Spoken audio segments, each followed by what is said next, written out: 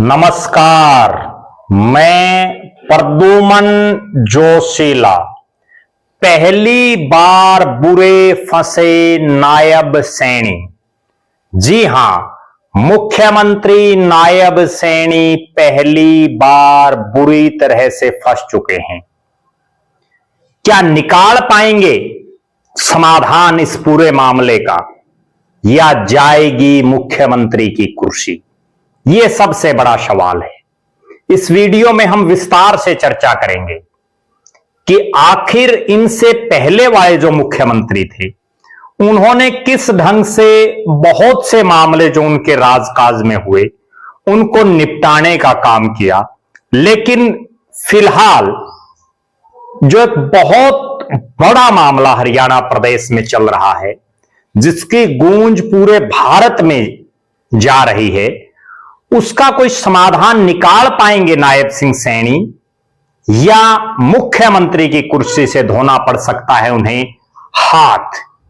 Video को विस्तार से देखने से पहले आप सभी दर्शकों से यह अनुरोध है कि YouTube पर हमारे चैनल को सब्सक्राइब करें, बेल आइकन घंटी का बटन अवश्य दबाएं, वीडियो को ज्यादा से ज्यादा शेयर करें, वीडियो को हाइप जरूर करें, अपने विचार कमेंट के माध्यम से जरूर रखें।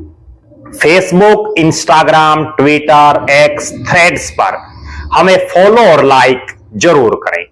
जो दर्शक निष्पक्ष, निर्भीक और स्वतंत्र पत्रकारिता में विश्वास रखते हैं वो हमें निरंतर आर्थिक सहयोग जरूर करें। उसके लिए आप हमारे मोबाइल नंबर 94 166 74 472 9416 74472 पर गूगल पे या फोन पे जरूर करें।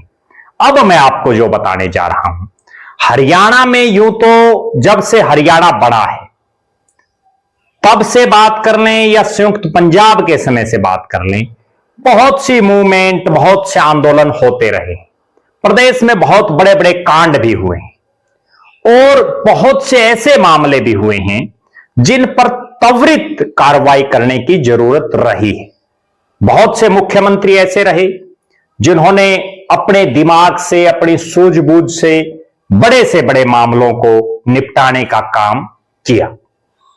अगर पिछले 20-22 साल का, पिछले 25 साल पर भी हम अगर गौर करें तो चौधरी ओम प्रकाश चौटाला के कार्यकाल में कंडेला कांड हुआ, जहां किसानों पर सरेआम गोलियां बरसी। उसके बाद जब भूपेंद्र सिंह हुड्डा की सरकार आई तो उस समय भी मिर्जपुर का एक बहुत बड़ा मामला, बहुत बड़ा कांड हुआ, और भी बहुत जगह जगह इस तरह के मामले उठे कि बार बार भूपेंद्र सिंह हुड्डा किसी ना किसी मामले में उनकी सरकार उलझती जा रही थी। लेकिन अपनी राजनीतिक दूरदर्शी सोच की वजह से भूपेंद्र सिंह हुड्डा ने इन तमाम मामलों को शांति से निपटाने में वो कामयाब रहे। इसके बाद बारी आई मनोहर लाल खट्टर साहब की, और मनोहर लाल खट्टर के कार्यकाल में तो अनगिनत मामले इस तरह के हुए। शपथ लेने के कुछ समय बाद रामपाल का एक मामला हुआ, जो महाराज संत रामपाल हैं, जो अभी जेल में बंद हैं। राम रहीम का एक मामला हुआ, सिरसा के जो राम रहीम हैं महाराज। किसान आंदोलन जो पूरे देश में, दुनिया भर में चर्चित रहा। 13 महीने लोग दिल्ली के बॉर्डरों पर किसान बैठे रहे, और वो आंदोलन हरियाणा में बड़ा जबरदस्त तरीके से चला। जाट आंदोलन की अगर बात करें तो हरियाणा प्रदेश में समय समय पर जाट आरक्षण की मांग भी उठती रही। इसके बाद सरपंचों का एक बहुत बड़ा आंदोलन हुआ, पहलवानों का आंदोलन हुआ। भले ही वो आंदोलन दिल्ली में रहा, लेकिन हरियाणा के लोग भी बहुत बड़ी तादाद में उस आंदोलन में शामिल रहे। इसके अलावा भी मनोहर लाल खट्टर साहब के कार्यकाल में कई डिस्ट्रिक्ट हेडक्वार्टर तो ऐसे रहे जहां आए दिन प्रदर्शन, धरने, जलसे, जुलूस आए दिन होते रहे। लेकिन आखिरकार मनोहर लाल 9.5 साल का अपना कार्यकाल निकाल गए। कितना ही बड़ा कोई मामला हो, उसको उन्होंने आखिरकार निपटाने का काम किया। अब पिछले लगभग 1.5 साल से हरियाणा प्रदेश में नायब सिंह सैनी मुख्यमंत्री, लगभग 6 महीने वो विधानसभा के चुनाव से पहले मुख्यमंत्री रहे और 1 साल लगभग अब उनको हो गया है। इन लगभग 18 महीने की उनका जो ये कार्यकाल रहा, इसमें पहली बार वो एक ऐसे मामले में उलझ गए हैं, पूरी सरकार उलझ गई और मामला सरकार के ही एक बहुत बड़े पुलिस के अधिकारी आईपीएस वाई पूरण कुमार का सुसाइड मामला, जिसमें उनके सुसाइड नोट के आधार पर प्रदेश में बड़े बड़े जो अधिकारी हैं उनके नाम उसमें हैं और लगभग 1 सप्ताह से डेड बॉडी का पोस्टमार्टम नहीं हो पा रहा है। यह मामला तब हुआ जब प्रदेश के मुख्यमंत्री विदेश में थे। खुद वाई पूरण कुमार की जो धर्मपत्नी हैं, जो आईएएस हैं, वो भी उनके साथ प्रतिनिधि मंडल में थी। मुख्यमंत्री हरियाणा आते हैं, आते ही वाई पूरण कुमार के आवास पर पहुंचते हैं। हर तरह से ये प्रयास किए जाते हैं। प्रदेश की सरकार के कैबिनेट मंत्री कृष्ण बेदी लगातार प्रयासरत रहे कि किसी तरह से मामला सुलझे, वाई पूरण कुमार का पोस्टमार्टम हो, दाह संस्कार हो और उचित कार्रवाई हो। परिवार को भी लगे कि सरकार उनके साथ है, लेकिन मामला नहीं सुलझ पाया। पिछली सरकारों की अगर बात करें, चाहे कादमा का कांड हो, मंडियाली का कांड हो, बहुत इस तरह के मामले हरियाणा प्रदेश में होते रहे। उसके बावजूद उस समय के जो मुख्यमंत्री रहे, उन्होंने बड़े ठंडे दिमाग से, बड़े सोच विचार करके, और कहीं ना कहीं उनका राजनीतिक अनुभव भी काम आया। लेकिन अब वाले जो मुख्यमंत्री हैं, जो पिछले लगभग 1.5 साल से इस पद पर हैं, नायब सैनी, वो किसी भी मामले को बहुत ज्यादा सीरियस नहीं ले रहे। हमने बहुत मौके इस तरह से देखे हैं कि वो मजाकिया लहजे में कुछ भी कह देते हैं। 1 साल चुनाव को हो चुका है, अब भी वो उस समय के कांग्रेस का राज क्यों नहीं आया, इस तरह की टीका टिप्पणी आज भी करते रहते हैं। जबकि होना यह चाहिए कि अपने इस लगभग 18 महीने के कार्यकाल में नायब सिंह सैनी ने क्या किया प्रदेश की जनता के लिए, वो बताने की जरूरत है।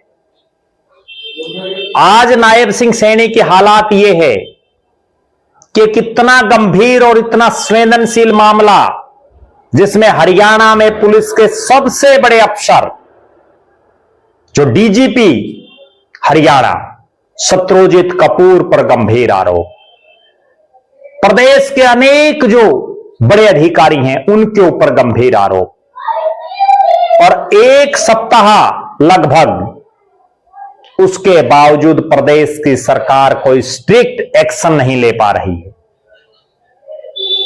मुख्यमंत्री नायब सिंह सैनी की सबसे बड़ी कमजोरी जो मैं समझ रहा हूं, वो ये है कि इससे पहले की जो सरकारें थी, उसमें मुख्यमंत्री अपने जो साथी मंत्री थे उनको ज्यादा विभाग देते थे, और वो जो मंत्री थे वो भी कहीं ना कहीं पंचायती और काबिल मंत्री कहे जाते हैं।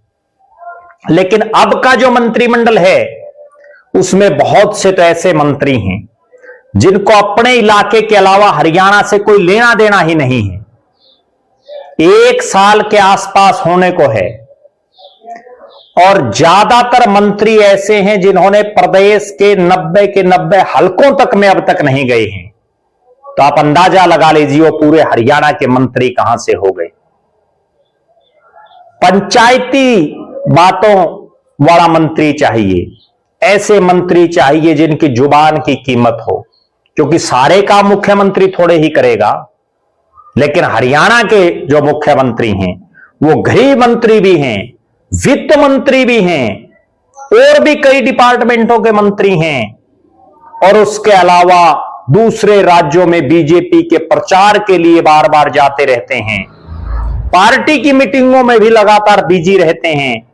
इतना बिजी शेड्यूल वाला मुख्यमंत्री, जिसकी वजह से हरियाणा प्रदेश में आज हम देख रहे हैं क्या हालात हैं। प्रदेश के मुख्यमंत्री नायब सिंह सैनी को बिल्कुल ठंडे दिमाग से यह चीज सोचनी चाहिए